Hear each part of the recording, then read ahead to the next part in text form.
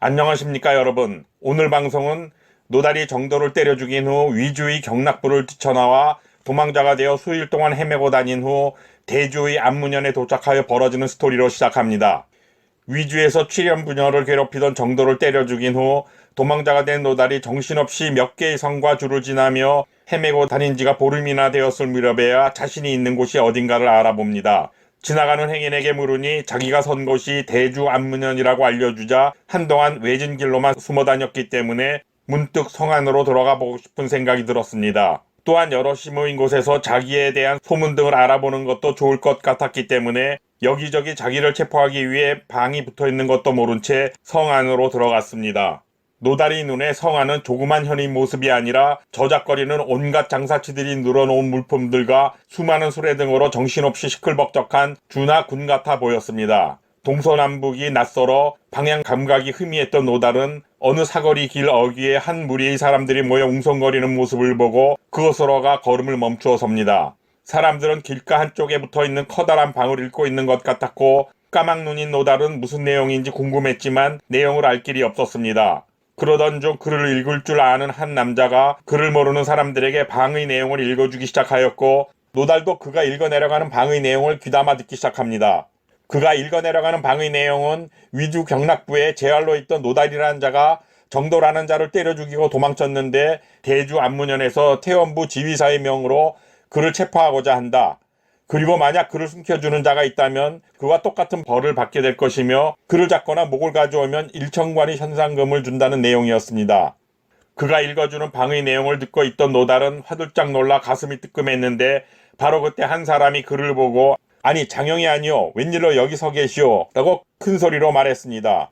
그리고 노달이 대답도 듣지 않고 소매를 잡아 끌며 사람들 속에서 끌고 나오다시피 밖으로 데려가는 사람은 다름이 아닌 그가 도와준 출연의 애비 김씨 노인이었습니다. 노달이 두 사람을 구해주며 그들이 살던 동경으로 가라고 했기 때문에 그리로 간 것으로 알고 있었는데 뜻밖에도 대주 안문현에서 그를 다시 만나게 된 것입니다. 김씨 노인은 방 근처에 모여있는 사람들과 충분히 떨어진 장소에 도착해서야 노달에게 겁도 없이 거기에 혼자 서 계시면 어쩝니까? 마침 제가 지나가다 봤으니 망정이지 그렇지 않았으면 분명 그 자리에서 여러 사람에게 붙들리고 말았을 것입니다. 그러자 노달은 가슴을 쓸어내리며 김씨와 헤어진 후 일어난 일에 대하여 간략하게 일러주었습니다. 나는 영감이 떠난 뒤 곧바로 장원교의 푸직간으로 가 그 정도란 놈을 만나 그대들의 일을 차분히 따져보려 했지만 그 쌍판을 보자 화가 치밀어 올라 참을 수가 없었소. 보는 순간 그 정도란 놈이 더욱 미워져 나도 모르게 주먹이 내질러졌는데 겨우 세 번째 주먹을 얻어맞자 그만 죽어버리고 말았다오.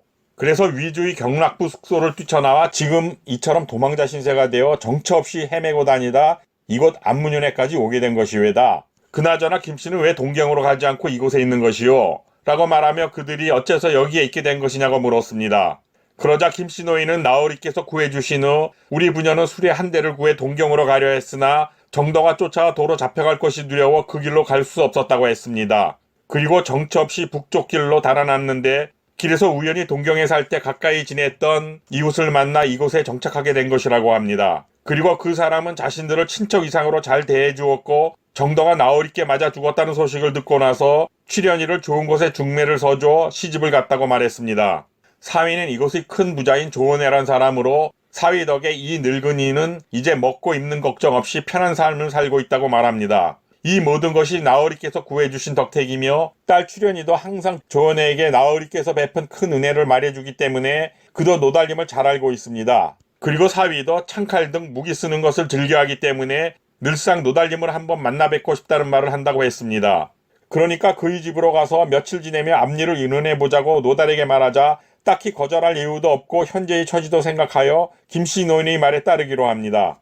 김씨 노인은 가까운 거리에 있는 어느 집 앞에 이르러 문에 쳐진 발을 걷으며 안으로 들어가 큰 소리로 딸을 부르며 말합니다. 얘야 여기 은인께서 오셨는데 어디 있느냐? 김씨 노인의 소리를 들은 딸 출연이 짙은 화장을 하고 고운 비단옷을 입은 모습으로 달려나와 노달에게 인사하며 정중히 그를 맞이했습니다. 출연은 그때 자기 부녀를 구해주지 않았다면 어떻게 오늘과 같은 생활을 할 수 있었겠냐며 노달을 방으로 모셔 6번이나 절을 하며 감사를 표합니다. 여기서 6번이나 절을 한 것은 중국 사람들이 죽은 사람들에게는 3번, 죽은 은인에게는 4번의 절을 하고 산 은인에게는 매우 큰 도움을 받았을 경우 5번 절을 합니다. 그리고 6번의 절을 한다는 것은 상전이 큰 은혜를 베풀었거나 목숨을 구해준 은인에게 하는 최고의 예우로서 그들이 감사의 뜻을 표하는 전통적 예우 행위입니다. 그러면서 그를 위층으로 오르기를 청하며 두 부녀가 너무 극진하게 나오자 노달은 괜히 쑥스러워져 말합니다. 나는 잠시 차나 한잔하고 가봐야 하니 그럴 것까지 없소이다.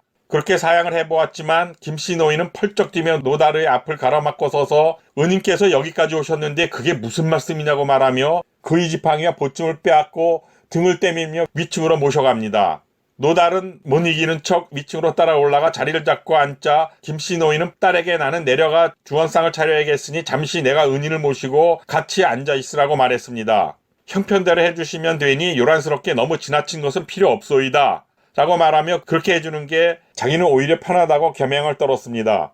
그러나 김씨는 자신들에게 베푼 은혜를 생각하면 무슨 일을 해도 지나치지 않을 것이라며 노달을 딸에게 맡기고 아래층 주방으로 내려갔습니다. 부엌일을 하는 계집아이에게 불을 피우게 하고 새로 들인 심부름꾼에게 장에 가서 닭, 오리, 그리고 연한 돼지고기 등 요리할 재료와 제철 과일들을 사오도록 시킵니다. 유리상을 차리는 동안 그냥 기다리게 하는 것이 머쓱하자 김씨는 계집아이에게 작은 소반에 술과 채소만으로 안주를 만들어 잔색과 함께 올리도록 지시했습니다. 김씨 노인이 채소 안주와 다과만으로 상을 차린 후 잔셋을 준비해 놓자 주방 계집아이가 은주전자에 따끈한 술과 국물을 준비하여 올렸습니다. 김씨 노인은 아직 제대로 준비가 안 됐으니 기다리는 동안 목이나 축이시며 기다리자고 하면서 다시 엎어져 절까지 하자 노달은 그런 극진함에 오히려 마음이 불편해졌습니다. 그래서 너무 그러지 말아달라고 부탁했지만 김씨 노인의 정성은 전혀 줄어들지 않았고 눈물까지 글썽이며 말했습니다. 우리는 이곳에 온 뒤 항상 홍지와 향을 사르며 줄곧 의인을 위해 절하고 빌었습니다. 그런 차에 은인께서 오셨는데 어찌 절을 올리지 않을 수 있겠습니까? 노달은 그렇게까지 해주니 어찌할 방도가 없었고 결국 노인장의 따뜻한 마음 고맙기 그지없어 잊지 않겠다고 말하며 흐뭇한 마음으로 술잔을 들었습니다. 위층에 자리 잡고 앉은 세 사람이 술잔을 주거니 받거니 하는 동안 날이 저물어 막 불을 밝히려는데 밖에서 여럿이 떠들썩하게 소리치는 소리가 들렸습니다. 큰 소리가 나자 노달이 창밖을 내려다보니 20명은 좋게 될 것 같은 숫자의 장정들이 손에 몽둥이를 들고 어서 잡아내리라고 외쳐대고 있는 모습이 보입니다. 소리치는 장정들 뒤에 말을 타고 있는 한 관원이 그들에게 도적이 달아나면 어쩌려고 그러냐며 소리치지 말라고 꾸짖는 광경까지 보이자 노달은 소스라치게 놀랍니다. 놀란 노달이 그들은 자신을 방에 붙은 사람임을 알아보고 잡으러 온 것으로 단정짓고 아래층으로 몸을 날리려 하자 김씨 노인이 그를 말리며 일단 기다려보라고 속삭입니다. 일단 내가 내려가서 무슨 일인가 알아보고 행동해도 늦지 않으니 잠시 기다려보십시오. 그리고 혼자 아래층으로 내려가 김씨 노인이 말에 탄 관원이 귀에 대고 몇 마디 하자 그는 곧 호탕하게 웃으며 데려온 장정들을 모두 보내버린 뒤 말에서 내려 집 안으로 들어왔습니다. 그 관원이 집 안으로 들어오자 김씨 노인이 위층으로 올라와 노달을 자기들이 있는 아래층으로 내려가자고 말했습니다. 얼떨결에 김씨 노인을 따라 아래층으로 내려가자 말을 타고 젊은이들과 함께 자기를 잡으러 왔던 관원이 깊숙이 몸을 숙이며 역시 100번 말로 듣는 것보다 한 번 직접 보는 것이 낫다고 하더니 그 말이 틀리지는 않는 것 같소이다. 댁에 대한 소문은 여기저기서 자주 들었는데 오늘 직접 대하고 나니 듣는 것보다 훨씬 우러러 뵙게 되는 것 같다오. 의사께서는 하찮은 저희 예를 받아주시기 바라오 라고 말했습니다. 그 말을 듣고 난 노달은 얼떨떨해하며 김씨 노인에게 한 번도 만난 적이 없는데 나에게 예를 차리는 저분이 누구냐고 물었습니다. 노달이 묻자 김씨 노인은 그 사람이 자기 딸 취련의 남편이라고 알려줍니다. 그리고 오늘 의인께서 저희 집 위층에 올라와 제 딸과 술을 마시고 있다는 소리를 듣고 제 딸년이 새서방을 몰래 끌어들인 것으로 오해한 것이라고 말했습니다. 중국 가정집은 보통 단층이지만 큰 가문이나 부자들의 집은 복층구조로 되어 있기도 하는데 위층에는 일반적으로 매우 가까이 지낸 사람만 들이는 것이 보통입니다. 그래서 화가 치민 사위가 집안 일꾼들을 몰고 왔으나 자기 말을 듣고 데려온 장정들을 돌려보낸 것이며 그의 이름은 조은혜라 부른다고 알려주었습니다. 그 말을 듣고 난 노달은 그제서야 놀란 가슴을 쓸어내리며 김씨 노인이 둘 사이에서 서로를 소개하자 예를 차린 후 함께 위층으로 올라가 자리를 잡고 앉았습니다. 조은혜는 김씨 노인에게 노달이 대단한 호걸이라고 자주 들었지만 딱히 만나뵐 기회가 없었는데 오늘 이렇게 만나게 되어 영광이라며 윗자리를 권했습니다.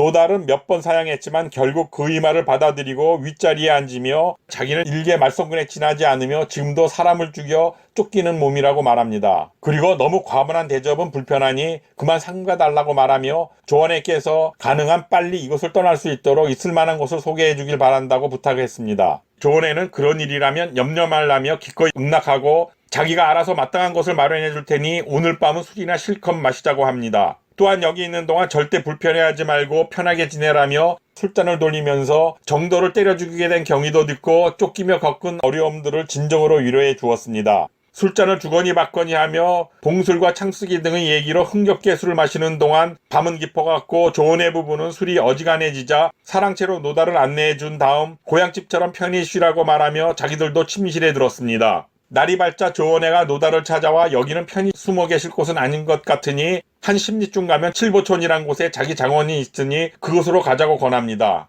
노달은 감사를 표하며 한동안 그곳에서 신세를 지겠다고 말했고 조원애는 먼저 장원에 사람을 보내어 말 한 피를 끌고 오도록 하여 노달에게 말에 오르게 한 후 짐은 머슴에게 지어 칠보촌 장원으로 가도록 했습니다. 오늘 방송은 여기서 마치도록 하며 다음 방송에서는 노달이 조원애의 장원에 머물며 불가에 들어가기 위한 준비를 하는 스토리로 대화를 이어가도록 합니다. 구독, 좋아요, 그리고 알림 설정은 콘텐츠 제작에 큰 도움이 되고 있습니다. 오늘 편안한 시청이 되셨다면 구독, 좋아요, 그리고 알림 설정을 부탁드리며 방송을 마치겠습니다. 대단히 감사합니다.